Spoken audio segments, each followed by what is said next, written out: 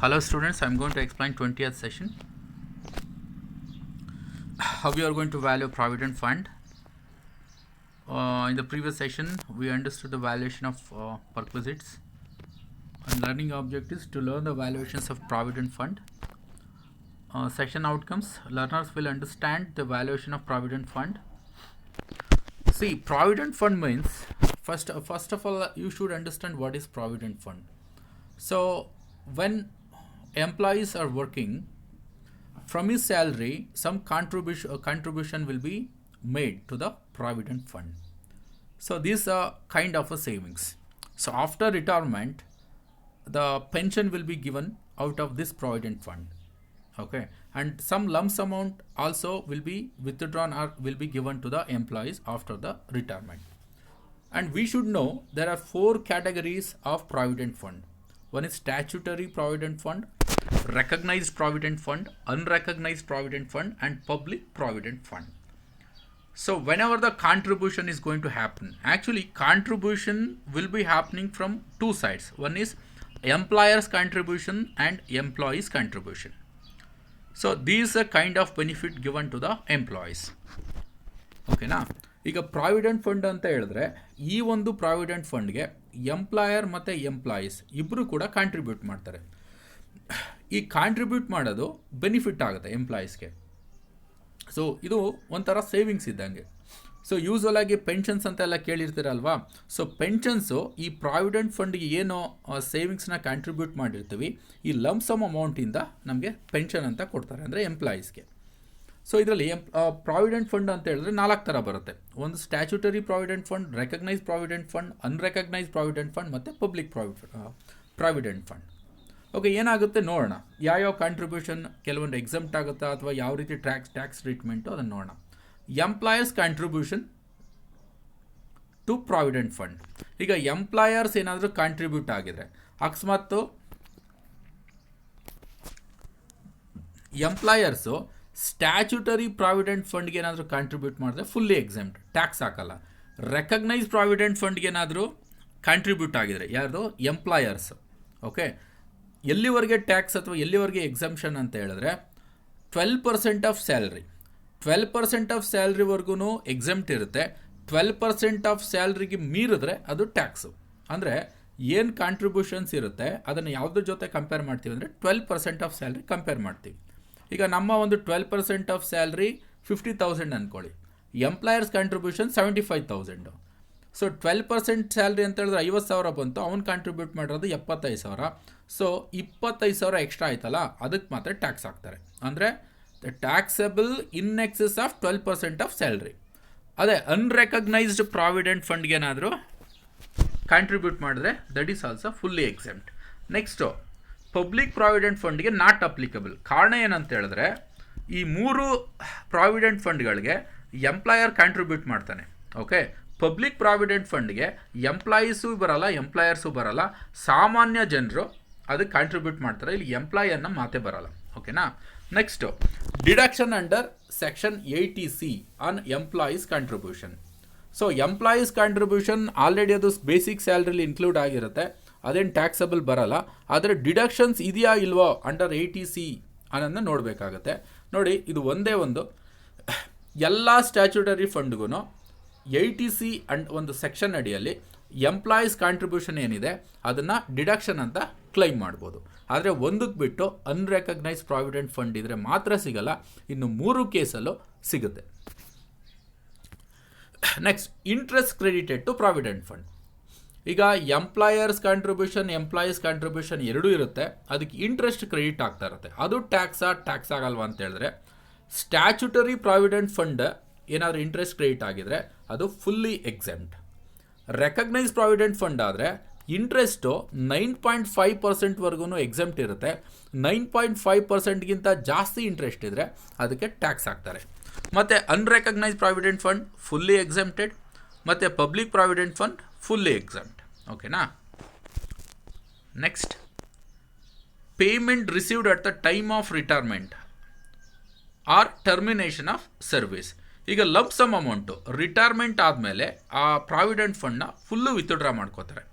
So ಅದು ಟ್ಯಾಕ್ಸಬಲ್ಲ ಇಲ್ವಾ ಅಂತ ಹೇಳಿದ್ರೆ ಸ್ಟ್ಯಾಚ್ಯುಟರಿ ಪ್ರಾವಿಡೆಂಟ್ ಫಂಡ್ ಆದರೆ ಅದು ಫುಲ್ಲಿ ಎಕ್ಸೆಂಪ್ಟ್ ಆಗಿರುತ್ತೆ. ರೆಕಗ್ನೈಸ್ ಪ್ರಾವಿಡೆಂಟ್ ಫಂಡ್ ಆದರೆ ಫುಲ್ಲಿ ಎಕ್ಸೆಂಪ್ಟು ಟು ಸರ್ಟನ್ ಕಂಡೀಷನ್ಸ್ ಏನು ಅಂತ ಹೇಳಿದ್ರೆ, ಆ ಎಂಪ್ಲಾಯಿ 5 ವರ್ಷಕ್ಕಿಂತ ಜಾಸ್ತಿ ಸರ್ವಿಸ್ ಮಾಡಿದರೆ ಅದು ಫುಲ್ಲಿ ಎಕ್ಸೆಂಪ್ಟೆಡ್. ಓಕೆನಾ? ಅದೇ ಅನ್ರೆಕಗ್ನೈಸ್ ಪ್ರಾವಿಡೆಂಟ್ ಆದರೆ ಎಂಪ್ಲಾಯರ್ಸ್ ಕಾಂಟ್ರಿಬ್ಯೂಷನ್ನು, ಇಂಟ್ರೆಸ್ಟ್ ಆನ್ ಎಂಪ್ಲಾಯೀಸ್ ಕಾಂಟ್ರಿಬ್ಯೂಷನ್ ಎರಡೂ ಕೂಡ ಟ್ಯಾಕ್ಸಬಲ್ ಆಗುತ್ತೆ. ಓಕೆನಾ? ಎರಡನೇ ಟ್ಯಾಕ್ಸ್ ಆಗೋದು, ಒಂದು ಎಂಪ್ಲಾಯರ್ಸ್ ಕಾಂಟ್ರಿಬ್ಯೂಷನ್ನು, ಇನ್ನೊಂದು interest on employer's contribution. So public provident ಫಂಡ್ಗೆ ಎಲ್ಲ exempted. Let us see the next slide. ನೋಡಿ, ಇದನ್ನೇ ಬ್ರೀಫಾಗಿ ಎಕ್ಸ್ಪ್ಲೈನ್ ಮಾಡಿದ್ದೀನಿ. Okay, one by one. So employer's contribution to provident fund, statutory provident fund, it is fully exempt. Under 80C deduction is available. Interest credited to provident fund fully exempt, and payment received at the time of retirement or termination of service is fully exempt. ನೀವು ಇದನ್ನು ಜ್ಞಾಪಕ ಇಟ್ಕೊಳ್ಳೋದು ತುಂಬ easy. Statutory provident ಫಂಡ್ಗೆ ಏನೇ contribute ಆಗಿದ್ರು tax ಹಾಕಲ್ಲ. Next recognise provident ಫಂಡ್ಗೆ 80C ಅಲ್ಲಿ deduction ಬರುತ್ತೆ, ಎಂಪ್ಲಾಯೀಸ್ ಕಾಂಟ್ರಿಬ್ಯೂಷನ್ನು. ಇನ್ ಕ್ಯಾಲ್ಕುಲೇಷನ್ ಬರೋದು ಎರಡೇ. ಒಂದು ಎಂಪ್ಲಾಯರ್ಸ್ ಕಾಂಟ್ರಿಬ್ಯೂಷನ್ ಏನಾಗಿರುತ್ತೆ ಅಂದರೆ 12% ಆಫ್ ಸ್ಯಾಲ್ರಿಗಿಂತ ಜಾಸ್ತಿ ಕಾಂಟ್ರಿಬ್ಯೂಟ್ ಆಗಿದರೆ ಟ್ಯಾಕ್ಸ್ ಹಾಕ್ತಾರೆ. ಸೊ ಅದಕ್ಕಿಂತ ಒಳಗಡೆ ಇದ್ದರೆ ಟ್ಯಾಕ್ಸ್ ಹಾಕಲ್ಲ. ಓಕೆ, ಲಿಮಿಟೇಷನ್ ಬಂದು 12% ಆಫ್ ಸ್ಯಾಲ್ರಿ. ಸೊ ಅದೇ payment received at the time of retirement, termination of service ಅಂತ ಬಂದರೆ ಇಟ್ಸ್ ಫುಲ್ಲಿ ಎಕ್ಸೆಂಪ್ಟ್. ಯಾವ ಒಂದು ಕಂಡೀಷನ್ ಏನಂದರೆ ಆ ಎಂಪ್ಲಾಯಿ 5 ವರ್ಷಕ್ಕಿಂತ ಜಾಸ್ತಿ ಸೇವೆನ ಸಲ್ಲಿಸಿರಬೇಕು. ಅದೇ interest credited to the provident fund, ಅದು ಇಂಟ್ರೆಸ್ಟ್ ಏನಾದರೂ ಕ್ರೆಡಿಟ್ ಆಗಿದರೆ ಸೊ ಅಪ್ ಟು 9.5ವರೆಗೆ ಎಕ್ಸೆಂಪ್ಟೆಡು, ಅದ್ರ ಮೇಲಾದರೆ ಟ್ಯಾಕ್ಸ್. ಅನ್ರೆಕಗ್ನೈಸ್ ಪ್ರಾವಿಡೆಂಟ್ ಫಂಡ್ ಏನು ಕ್ಯಾಲ್ಕುಲೇಷನ್ ಬೆಲೆ, ಎಂಪ್ಲಾಯರ್ಸ್ ಕಾಂಟ್ರಿಬ್ಯೂಷನ್ ನಿಲ್ ಬರುತ್ತೆ, ಇಂಟ್ರೆಸ್ಟ್ ಕೂಡ ನಿಲ್ ಬರುತ್ತೆ. ಬಟ್ ಇದು ಕ್ಯಾಲ್ಕುಲೇಷನ್ ಬರೋದು ಒಂದೇ ಒಂದು, at the time of retirement ಏನಾದರೂ ಅನ್ರೆಕಗ್ನೈಸ್ ಪ್ರಾವಿಡೆಂಟ್ ಫಂಡಿಂದ ವಿತ್ಡ್ರಾ ಮಾಡ್ತಾ ಇದ್ರೆ ಅಷ್ಟು ಅಮೌಂಟ್ಗೆ employer's contribution plus interest on employer's contribution tax ಆಗುತ್ತೆ. ಸೊ ಇದು ತುಂಬ ಸಿಂಪಲ್. ಅದು ಯಾವುದಾದ್ರೂ ಆಗಿರಲಿ, anything that is going to happen with a public provident fund it fully exempt. It's very easy to remember. ಇಲ್ಲಿ ನೋಡಿ, ಒಂದು ವಿಷಯ ಅಬ್ಸರ್ವ್ ಮಾಡಿ. ಈಗ ರೆಕಗ್ನೈಸ್ ಪ್ರಾವಿಡೆಂಟ್ ಫಂಡ್ಗೆ the amount contributed in excess of 12% of salary is taxable ಅಂತ ಹೇಳಿದೆ. So 12% of salary ಅಂದರೆ ಏನು ತಗೋಬೇಕು ಅಂತ ಇಲ್ಲಿದೆ. ಬೇಸಿಕ್ ಪೇ, ಡಿಯರ್ನೆಸ್ ಅಲವೆನ್ಸ್, ಮತ್ತು ಅವ್ನು ಹೇಳಿರ್ತಾನೆ enters into part of agreement ಅಂತ. ಸೊ ಅವಾಗ ಮಾತ್ರ ಡಿಯರ್ನೆಸ್ ಅಲವೆನ್ಸ್ ಮತ್ತು ಡಿಯರ್ನೆಸ್ ಪೇನ ತೊಗೋಬೇಕು. ಯಾವುದು ಬೇಸಿಕ್ ಪೇ ಅಂತೂ ತೊಗೊಳ್ಳೇಬೇಕು. ಡಿಯರ್ನೆಸ್ ಅಲವೆನ್ಸ್ ಮತ್ತು ಡಿಯರ್ನೆಸ್ ಪೇ ತೊಗೋಬೇಕಾ ತೊಗೋಬಾರ್ದಾ ಅಂತ ಕ್ವೆಶನ್ ಇದ್ದರೆ ಅವನು ಒಂದು ವರ್ಡ್ ಯೂಸ್ ಮಾಡಿರ್ತಾನೆ, ಇಫ್ ಅಂತ. ಏನು? If enters into terms of agreement ಅಂತ ಇದ್ದರೆ ತೊಗೋಬೇಕು, ಇಲ್ಲಾಂದರೆ ತೊಗೊಳಂಗಿಲ್ಲ. ಅದ್ರ ಜೊತೆಗೆ ಕಮಿಷನ್ ಕೂಡ ತೊಗೋಬೇಕು. ಓಕೆ, ಟರ್ನ್ ಓವರ್ ಬೇಸ್ಡ್ ಮೇಲೆ ಏನಾದ್ರು ಕಮಿಷನ್ ಕೊಟ್ಟಿದ್ರೆ, ಎಲ್ಲ ಕಮಿಷನ್ನು ತೊಗೊಳಂಗಿಲ್ಲ. Fixed commission on sales turnover. Employee ಏನಾದರೂ ಎಕ್ಸ್ಟ್ರಾ ಸೇಲ್ಸ್ ಮಾಡಿದರೆ ಅದಕ್ಕೇನಾದ್ರು ಕಮಿಷನ್ ಕೊಟ್ಟಿದ್ರೆ ಅಷ್ಟನ್ನು ತೊಗೋಬೇಕಾಗುತ್ತೆ. ಇದನ್ನು ಆಲ್ರೆಡಿ ನಾನು ನಿಮ್ಗೆ ಹೇಳಿದ್ದೀನಿ. ಯಾವ ಸಂದರ್ಭ ರೆಕಗ್ನೈಸ್ ಪ್ರಾವಿಡೆಂಟ್ ಫಂಡಲ್ಲಿ ಒಂದು ಕ್ವೆಶನ್ ಬರುತ್ತೆ, at the time of retirement recognise provident ಫಂಡಿಂದ ವಿತ್ಡ್ರಾ ಮಾಡಿದ್ರೆ ಟ್ಯಾಕ್ಸ್ ಆಗ್ತಾರಾ ಇಲ್ವಾ ಅಂದ್ಬಿಟ್ಟು. ಸೊ ಅದನ್ನು ಆಲ್ರೆಡಿ ಎಕ್ಸ್ಪ್ಲೈನ್ ಮಾಡಿದೆ. 5 ವರ್ಷಕ್ಕಿಂತ ಜಾಸ್ತಿ ಸರ್ವಿಸ್ ಮಾಡಿದರೆ ಆವಾಗ ಟ್ಯಾಕ್ಸ್ ಹಾಕಲ್ಲ, ಇಲ್ಲಾಂದರೆ ಫುಲ್ಲಿ ಟ್ಯಾಕ್ಸಬಲ್ ಅಂತ. Okay, summary is value of fund, it's valuation of provident fund. We understood. MCQ. Employer contribution to RPF is exempt up to 12%. Provident Fund Act was passed in the year 1932. The following amounts pertaining to statutory provident fund are fully exempt from tax.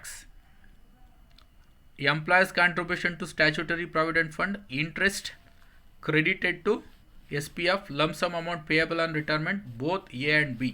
So answer is both A and B. An employer does not contribute for which of the following provident fund for his employees? Of course it is public provident fund, because it's a public provident fund. Employers and employees role will not come there, and the public are going to if the public want for the retirement benefit, they are going to contribute, neither the employer nor the employee. Salary for the purpose of employer's contribution to RPF. So of course the basic, DA, fixed commission for commission, that is B. Answer is going to be basic pay plus DA plus fixed percent of commission. These are the reference books. Okay, thank you for watching this video.